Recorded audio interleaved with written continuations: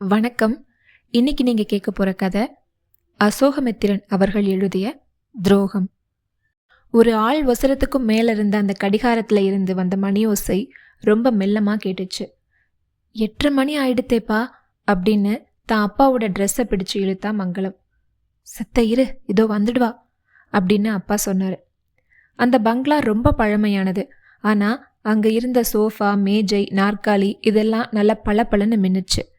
ஒரு ஆள் நீளத்துக்கு இருந்த அந்த படிக்கட்டுகள்ல உருண்டே ஏறிடலாம், அவ்வளோ விசாலமா இருந்தது. கருப்பும் வெள்ளையுமா சலவை கற்கள் பதிக்கப்பட்டிருந்துச்சு. அந்த தரையில விரிக்கப்பட்டிருந்த ரத்தின கம்பளங்கள் தேய்மானமாகியிருந்தாலும் இன்னுமே அழகா செல்வச் செழிப்பா தெரிஞ்சுது. மங்களம் தன்னோட கிழிஞ்ச பாவாடைய மறைக்க தாவணியை இழுத்து அதை மறைச்சுக்கிட்டா. அந்த தாவணி தான் அவளோட யூனிஃபார்ம். கையோட புக்கையும் சேர்த்து எடுத்துட்டு வந்திருந்தா நேரா ஸ்கூலுக்கே போயிடலாம். ஆனா வீட்டுக்கு போய்த்தான் ஆகணும். அந்த பங்களால இருந்து அப்பவே கிளம்புனா கூட ஒரே ஓட்டமா ஓடி புத்தக பையை எடுத்துட்டு ஸ்கூலுக்கு போகத்தான் நேரம் சரியா இருக்கும். அப்படி போனா கூட அசம்பிளி ஸ்டார்ட் ஆகிடும். மங்களத்துக்கு அப்ப பசிக்க வேற ஆரம்பிச்சிருச்சு. இந்த அப்பா யாரை பார்க்கறதுக்கு என்ன இப்படி இங்க இழுத்துட்டு வந்திருக்காரு? இதனால காலையில படிப்பு போயிடுச்சு. அம்மாவுக்கு காத்தால கொஞ்சமாச்சும் உதவி இருக்கலாம், அதுவும் போயிடுச்சு. அவங்க 2 பேரும் வந்து காத்துட்டு இருந்த வீட்டை பத்தி அவளுக்கு எந்த அக்கறையும் இல்லை. பெரிய வீடு, யாரோ பணக்காரங்க தங்கியிருக்கிற இடம், இதுதான் அவ மனசுல பதிஞ்சிருந்தது. அவங்க நின்றுட்டு இருந்த அந்த ஹால்ல நிறைய வாசற்படிகள் இருந்தது. ஒரு வாசற்படியில நுழைஞ்சு இன்னொரு வாசற்படி வழியா வேலைக்காரங்க அப்பப்ப போயிட்டு வந்துட்டு இருந்தாங்க. ஒரு சாஸ்திரிகள் கூட அவங்க கண்ணில் தென்பட்டாரு. அந்த வீட்டில் தினசரி பூஜைக்காக நியமிக்கப்பட்ட சாஸ்திரியா அவர் இருக்கலாம். அவர் மங்களத்தோட அப்பாவை ஒரு கணம் கண் கொட்டாம பார்த்தாரு.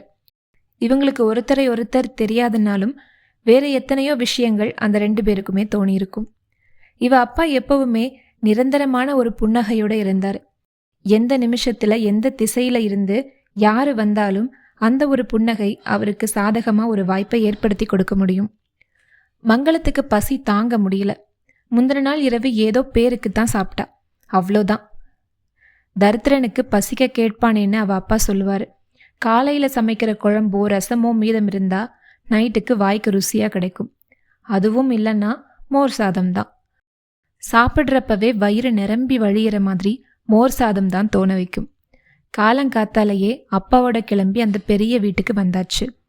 எப்ப திரும்பி போவாங்கன்னு தெரியாது. ஒன்று நிச்சயம், காலை சாப்பாடு இல்லைங்கிறது மட்டும் தெளிவா தெரிஞ்சிருச்சு. அவ அப்பாவோட முகம் கூட வாட்டமா தான் இருந்தது.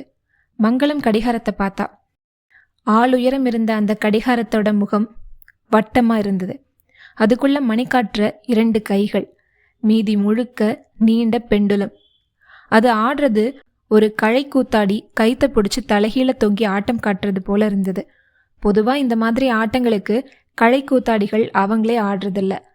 1 முழ உயரம் கூட வளராத ஒரு பெண் குழந்தையத்தான் இப்படி ஆட வைப்பாங்க. பரட்டை தலையோடையும் அழுக்கு கவுனோடையும் அந்த குழந்தை கைத்தை பிடிச்சு தொங்கும். மணி 8:45 ஆகிருச்சு. இனி வீட்டுக்கு போய் புத்தகங்களை எடுத்துட்டு மறுபடியும் பள்ளிக்கூடம் போக முடியாது. சரி, ஒரு நாள் பள்ளிக்கூடத்துக்கு புத்தகத்தை கொண்டு போகலன்னா பாதகம் இல்லை, ஒரு மாதிரி சமாளிச்சிடலாம். ஆனா நோட் இல்லாம அது சாத்தியமும் இல்லை. அப்பா ரொம்ப நாழியா எடுத்தேப்பா அப்படின்னா. செத்தே இரு மங்களம், இதோ வந்துருவாரு.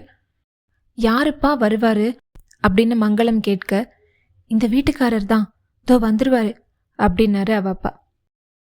அவருக்கு தெரியுமோ தெரியாதோ நீ காத்துன்னு இருக்கிறது? மங்களம் கேட்டா. எல்லாம் தெரியும், ஒரு நாள் ஸ்கூலுக்கு லேட் ஆனா என்ன? மங்களம் தான் அப்பா கிட்ட ஸ்கூலுக்கு லேட் ஆனா என்ன ஆகுங்கிறத சொல்லி புரிய வைக்க முடியாதுங்கிறத நினைச்சா அவளுக்கு அழுகை பீறிட்டு வந்தது. உதட்ட கடிச்சு அடக்கிட்டு இருந்தா. அவங்க அங்க வந்த நேரத்துல இருந்து ஏதாவது பேச்சுக்குரல் கேட்ட வண்ணமா இருந்தது.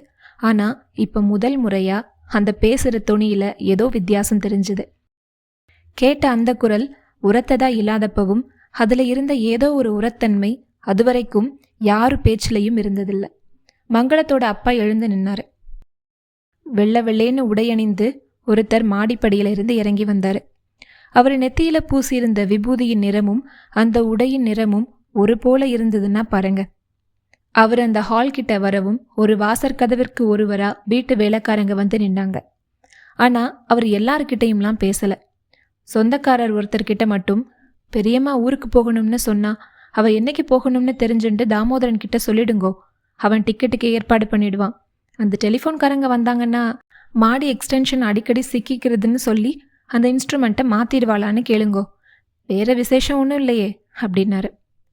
மங்களத்தோட அப்பா அவர் நின்றுட்டு இருந்த இடத்துலையே கை கூப்பினாரு. நீங்கள் தான் காத்துட்டு இருந்தேளா? என்ன விஷயம்? உங்களைத்தான் பார்க்கணுன்னு. என்ன விஷயம் சொல்லுங்கோ, எனக்கு இப்போ சாவகாசமாக பேசின்னு இருக்க நேரம் இல்லை. பொண்ணுக்கு கல்யாணம் பண்ணலான்னு இருக்கேன், சொந்தத்தில் ஒரு வரன் வந்திருக்கு. மங்களம் ஆச்சரியமாக அவள் அப்பாவோட முகத்தையே பார்த்தா. உங்களை மாதிரி தர்ம பிரபு மனசு வச்சா மிச்சத்தை கடனை உடனே வாங்கி பொண்ணை ஒப்பேத்திடுவேன் அப்படின்னாரு. இதுக்குத்தான் ஆச்சாரியா சுவாமிகள் சொல்லி வைதிக சபாவில் எல்லாத்துக்கும் ஏற்பாடு பண்ணுறாளே. நானே என்னால் முடிஞ்சதை அந்த கைங்கரியத்துக்கு கொடுத்துருக்கேன். நீங்கள் பழைய மாம்பழம் போய் விசாரிச்சுக்கோங்கோ அப்படின்னு சொன்னார். அதை பயன்படுத்திக்கிற நிலமையில நான் இப்போ இல்லை. பொண்ணு கல்யாணத்தை சாத்தனூரில் இருக்கிற எங்கள் குலதெய்வம் சன்னதியிலே செய்கிறதா வேண்டுதல். ஏதோ எங்களால் முடிஞ்ச மட்டும் சுருக்கமாக முடிச்சிடுவோம் அப்படின்னாரு மங்களத்தோட அப்பா. அந்த மனிதர் மங்களத்தோட அப்பாவை உத்து பார்த்தாரு. அப்படியே மங்களத்தையும்.